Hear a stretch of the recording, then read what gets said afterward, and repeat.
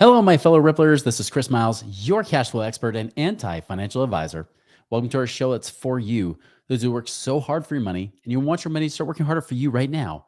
You want that freedom and cash flow today, not 30 or 40 years from now, but right now, so you can live that life that you love with those that you love, and while they still love you. And guys, this is not just about getting rich, it's about creating a rich life because as you're blessed financially, you can bless more lives and create that ripple effect through them. Guys, thank you for allowing me to create the ripple effect through you. I appreciate you guys sharing the show with others, be able to create powerful conversations and binging and doing everything you guys have done. Thank you so much for tuning in and being a part of this movement because most importantly, I love it when you guys take action. A special shout out to those of you that have reached out to us, whether it's been about infinite banking, whether it's been about trying to have someone as a consultant to be like an advisor, although we're not investment advisors, but someone to help you along to create that passive income.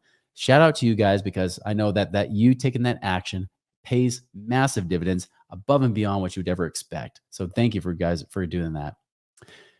As a reminder, I want to have you to tune in to our not just the Money Ripples podcast here, but I want you to be able to tune in and see other videos we have. Go to our YouTube channel, Money Ripples with Chris Miles, subscribe, check out some of the videos we've got. We got some great videos that are shorter in length, but still powerful, can teach you a lot of stuff, including great playlists. So be sure and go and check that out today. Chris Miles was able to retire twice by the time he was 39 years old, but he's not content to just enjoy his own financial freedom and peace of mind. Chris wants you to have your own ripple effect so you can live free today. He's not the financial advisor you expected. He's the anti-financial advisor you deserve. He's jumping behind the mic right now, ready to make waves. Here's Chris Miles. All right. So a question came up recently on a call that I did where someone just said, "Okay, it's obvious we're moving to recession. What are some recession-resistant investments that we could be doing right now?" And I thought that is a perfect opportunity because if you haven't noticed, we have been moving towards a recession. It's not been officially announced, but just like I've been saying for months that we're moving into a bear stock market, I'm also announcing we're moving into recession. Now, this shouldn't be a shock to you because more and more people are starting to accept it. It's not the majority yet, but I'll tell you, the majority of the population likes to believe so, even though the economists would tell you differently because they want to wait until it's 100% certain before they declare it. Well, we know things are changing. We know that if anything, it's not just a recession and it's not just inflation we're worried about. We're worried about stagflation, where the economy is growing much slower than the inflation rate. That can be even worse. And so people want to know, yeah, and I'm sure you do too, is what do we do in this kind of environment? Where's the best place that we can have our money to protect it, to ensure that we don't just lose to inflation, but we don't lose to market swings, especially when you move into a recession? So I'll start with where not to invest. The same places I've been saying before for years. Stay away from things that are speculative. Stay away from the crypto space as much. Stay away from the stock market. Doesn't mean that those things don't have their time and that things are good. Hey, we can see Bitcoin bounce off of 20,000 bucks and maybe it starts going up again. Great. Good. That little teeny bit of Bitcoin I have, yay. Don't care. Right. The biggest thing that I want really is I want certain wealth. I want something that's predictable, stable. And for a guy like me who doesn't like to take a lot of risk, I like control. I like to have low risk, higher returns. For those guys that like to gamble, great. But don't do it with more than like a few percent of your wealth. Gamble with the few percent that you can afford to lose, and it's not going to make a big deal. But I know the vast majority of you've got money. You want it to do the best thing for you now. You don't want to gamble it away. You don't want to get set back 10, 20, 30 years because you get beat up in this recession, right? Well, that's who I'm talking to. For the rest of you that are gamblers, great. Go have fun gambling. You'll be here later, or you'll just keep following other people that gamble themselves, and they have this rubber band effect of wealth where it grows and then shrinks, grows and shrinks. It's easy come, easy go, and you're just hoping someday to make it big. Wealth is not created off of luck. Wealth is not created off of gambling in markets you don't understand or have no control in. Wealth is created by putting your money in places where there's control, where you have certain returns, and especially cash flow. That is the key to your freedom. So where is that? Especially when we move into recession, because not all alternative investments that we often talk about, they may or may not be great right now. So let's talk a few of them.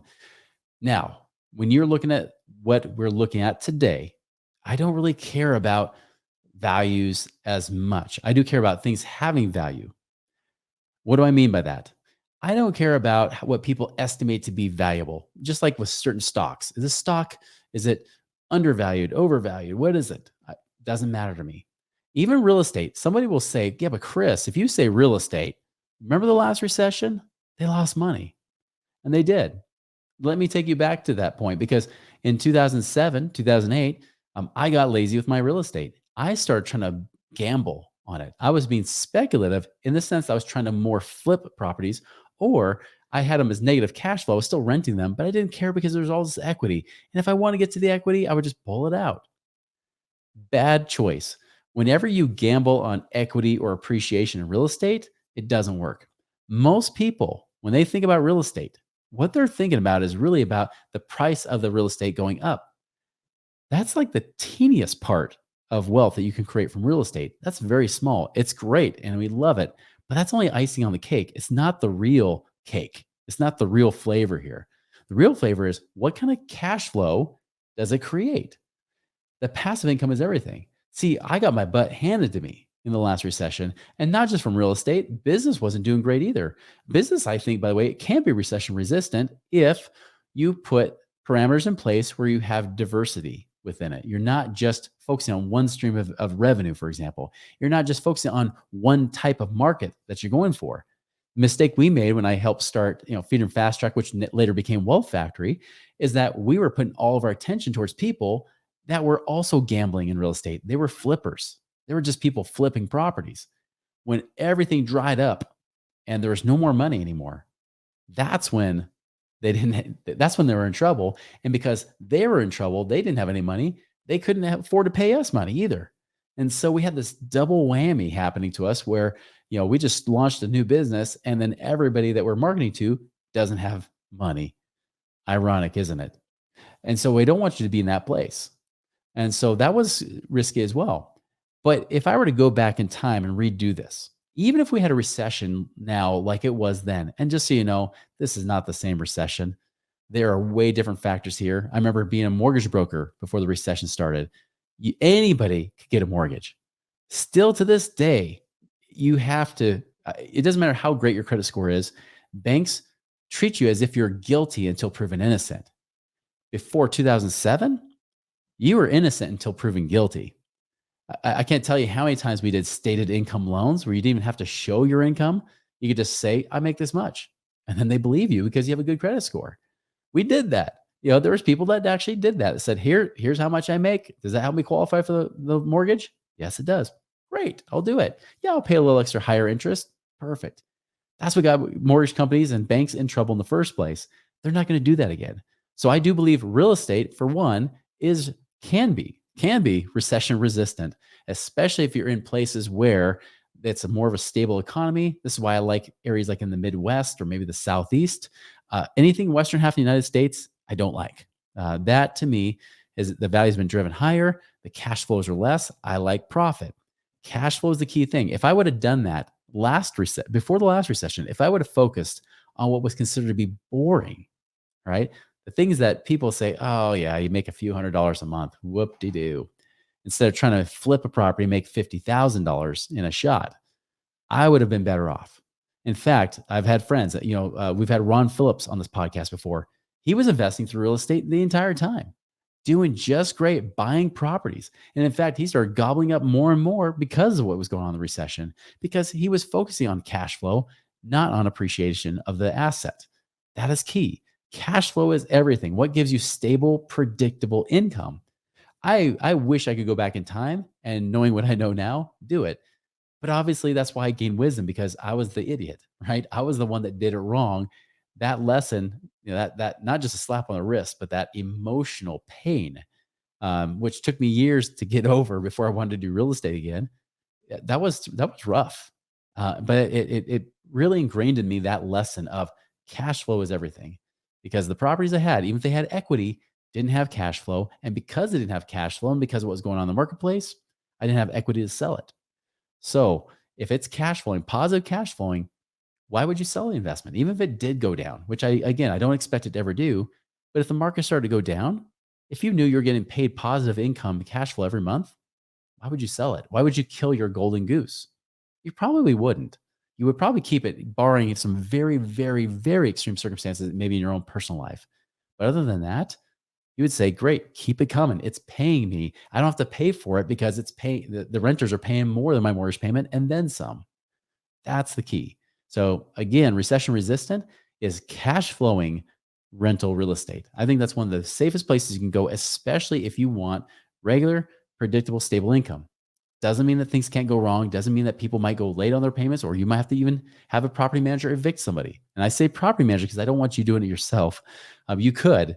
For those of you that are active investors and you love it, awesome. I'm not that guy. I like passive. I like to be able to turn it over to somebody else and let them deal with the headaches. That stuff can all happen. But the nice thing is you have a real asset. You have multiple strategies to be flexible. So if they stop paying, again, if you have equity because you put 20% down and the values are still holding, cool. You could sell that. Even if they're not paying, you could turn around and sell it. I've actually had clients do that even recently where they said, all right, we had to evict a renter. We're not cash flowing on it, but man, the appreciation's gone up so much. Maybe we should sell it. And we've looked at the numbers and we said, you're right. If you sell this one property, you can go and buy two properties and increase your cash flow by at least 50 to 100% more than what you're making right now. So there can be great opportunities. Lots of things you can do to help maneuver in case of what's going on. And that's the key. So recession resistant, again, looking at that, you can do things in the syndicated space. You know, there can be things with apartments, especially around affordable housing is becoming a buzzword right now, where you know that governments probably do want to support it. You know, we've had people on the show that said they love Section 8 tenants. They love it, the ones that get that, because in many cases they're actually having to prove need and necessity, but they're also trying to work their way out. If they're doing the usual Section 8, just 90% of people don't try to go and get the higher education that they're supposed to get a better job. Most people, that was the original intent, right? Was to help people get off their feet, to get more education, get a better paying job, so they can get off government housing and help the whole government. Well, ease the government, but ease the pressures that's going on in the marketplace. The truth is, most people aren't doing that. They're just trying to work and they're trying to get assistance, and that can be fine. And it's hard to qualify for that. Many of those renters don't want to get kicked out. So there can be things in the multifamily space that could be good too. But just know, I would say this as a warning. There are still many, many, many apartment deals out there today. Be very careful to vet who that operator is. I know when we vet our own people for our clients, one of the big thing is we want to make sure they've gone through a full market cycle. Like this is not their first rodeo, right? This is the kind of people that have been through the last recession, still paid their investors, still did good things. They knew how to be fluid and a little bit more flexible in case of things changing in the marketplace. They know how to adjust to it. They even adjusted 2020 just fine, and they did great. Those are the kind of people we look to invest with. Unfortunately, a lot of people out there today that raise money for apartments, and they might even be the best marketers and have the loudest megaphone going out there. They may have only been in the business for the last 5 years, maybe less. Be very careful, because many of those people haven't really stress tested their deals to know if they would work in case things do change. I'll tell you this, the areas I do like right now, one is I do think self-storage is a great place to be, recession resistant, in the sense that when there is a tightening of money, people look for ways to downsize, right? If they have to downsize their home, many times people don't always downsize their stuff in that home, meaning it has to go somewhere else. And given the way the marketplace is today, I mean, think about how much you might pay per square foot for a place to live right now. You had to downsize. You may not save a whole lot in the payment, but you might have less space. You might say, oh, well, if I can't, if I may or may not can save on the payment, maybe I can put my stuff into self-storage, and that will save me some money, because now I can get a much smaller place, save a lot more money based on that price per square foot. Say it's $200 per square foot, right? That means for every 1,000 feet, we're saving ourselves, what, $200,000, right? That might be enough to say that more than justifies me going and renting out a storage unit. Also, besides self-storage, I think land in general. Again, these are all real estate based. I want real tangible assets. Raw land, I think, can be a great asset. It's not as competitive. Not many people are doing it right now. And if you have the right contacts in the right spaces, that could be a very profitable thing to do. especially as people start to see the panic of the world, right? The media is not making it any easier for people to stop panicking and living in fear. More and more people now, even ordinary average people, want to buy more land to escape, possibly as a homestead, possibly a place to get off the grid. There are a lot of people worried right now about that. Land is one of those things that hasn't been tapped into, but you got to be careful. It's not just about buying land. It's got to be able to cash flow. It's got to be able to pay for itself. The one problem with most people is when they buy land, they sit on it forever and it makes them nothing. Cash flow is important. Find ways to cash flow it. Even means you buy the land cheap, turn around and sell it to somebody at a much higher price, and then have them pay you for it and sell or finance it. That's something I'm doing as a strategy with a partner, and I'm letting them do all the work while I finance the deals. And it's been awesome. I've made a lot of money doing that. That's the kind of thing that I think can be recession resistant, especially because they're such low cost. The last thing I'll talk about is oil and gas, right? We do know now this one is not always recession resistant. This one does have a market to it, so there is some risk here. But I'll tell you this: if you can get in the oil and gas space where you're focusing more on the land and not so much just drilling wells, that's something that can be very profitable. That's something that we found even among our own group with our VIP clients. As they're working with us, there's been some amazing deals without the price of gasoline going up. Actually, that's just created extra returns above and beyond expectations. But be able to really manage that risk by having the actual real estate in the land that also profits from the oil and gas drilling. And it's not just oil. People will say, "Whoa, we're going green right now." Everybody says they're going green. But here's the truth. Politicians tell you whatever they want you to hear or whatever they think you want to hear from them. And as a result, that's why I keep hearing about these greenies, right? All the greenie type stuff out there about we're going green. And hey, all things being equal, I want to go green too. The truth is, though, we're still going to be using gasoline. Oil is still going to be used. And even if it's not just oil, just so you know, there's the stuff that comes from the oil, the extra stuff, especially if they have the converters. There's actually natural gas that comes from that too. Natural gas has been going sky high lately, and very few people talked about that on the media. They will probably come wintertime when people start worrying about using their gas again, not just to heat up their water heater, but now to heat up their homes. It's going to be a noticeable difference on your utilities. So oil and gas can be a very profitable place in this current economy, this kind of recession where we've been going now. But again, I notice I didn't say any recession. The only way to do that, the way to prosper in any recession, listen 2 episodes ago when I talked about that and increasing your income and the ways to do that. But when it comes to investments that are more recession resistant, that's what I look for. I look for things that are especially have real tangible value. What are the things that people need on a basic level? Food, shelter, and fuel are really 3 basic needs. I didn't mention anything about food. I will say this. I've said this in past podcast episodes, especially in 2020. Buying your own food storage could be one of the best investments you have. Really building that preparation for yourself, having a good food storage more than just a few days, because I do believe we're probably going to start seeing some famines. I think we're already starting to see this around the world in certain places. America, we're spoiled. We've been insulated from that.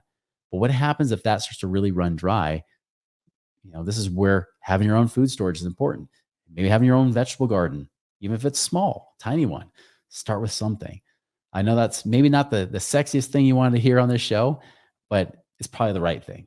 So again, food, fuel, shelter. Those are the big things. Real estate is obviously that shelter. We talked about fuel, and I just talked about food. Those basic needs, those are things that will always be needed, right? It's just a matter of finding those assets that work in your favor. And if you focus on that, you focus on really on those essential needs, what people want, doesn't matter. It's not like you're investing in something like that's based on hospitality, like hotels. I know a lot of people got burned last recession because they were trying to do things that were really more the luxury type stuff. When the belts had to tighten, right? When they had to tighten those belts, that's when people really missed out. That's when people really lost a lot of money. So again, it's not about speculating. It's about going for consistent cash flow. That's the key. Guys, I challenge you to look for those recession resistant type of things. Got questions? You can always reach out to us, moneyripples.com. Go make a wonderful, prosperous week. See you later. Visit us online at moneyripples.com for more resources to help you fix money leaks and get your money working harder for you now.